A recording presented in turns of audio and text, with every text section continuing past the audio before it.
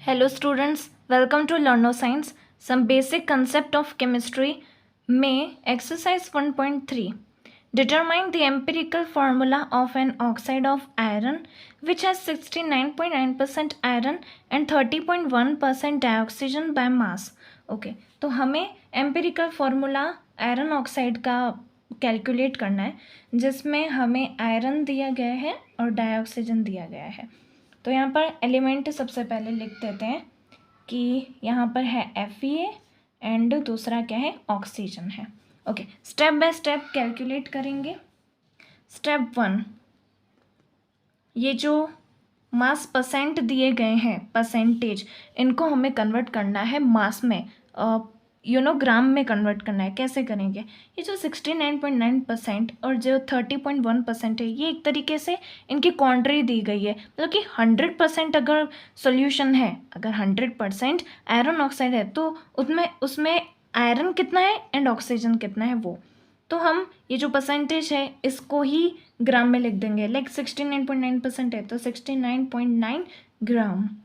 Okay, assume करते हैं कि 100 ग्राम है सॉल्यूशन, तो हमारे पास इतना ग्राम Fe और 30.1 ग्राम ऑक्सीजन है। डन। फर्स्ट स्टेप में क्या किया, ग्राम में कन्वर्ट कर दिया। स्टेप 2, अब हम निकालेंगे number of moles. Number of moles कैसे निकालेंगे? Given mass upon molar mass, given mass upon molecular mass या फिर एटॉमिक मास। गिवन मास है 69.9 अपॉन Fe का होता है 55, Fe का होता है 55.5, तो ये आंसर आएगा हमारे पास 1.25। ओके, सिमिलरली ऑक्सीजन के लिए गिवन मास है 30.1 और इसका होता कितना है, होता है 16, तो इसका आंसर आएगा हमारे पास 1.88। ओके, स्टेप 1 में ग्राम में कन्वर्ट किया, स्टेप 2 में हमने नंबर ऑफ मोल्स निकाल लिए। अब स्टेप 3 में हम क्या करेंगे, तो ये जो नंबर ऑफ मोल्स आए इनको लीस्ट नंबर ऑफ मोल्स से डिवाइड कर देंगे। लाइक 1.25 एंड 1.88 में से छोटा नंबर कौन सा है, 1.25, तो इन दोनों को 1.25 से डिवाइड कर दो। यहाँ पर है 1.25 अपॉन लीस्ट नंबर है 1.25 इज इक्वल्स टू 1। ओके, 1.88 को भी डिवाइड कर दो 1.25 से। क्यों? क्योंकि वो लिस्ट नंबर ऑफ मोल्स है, तो ये आएगा 1.5।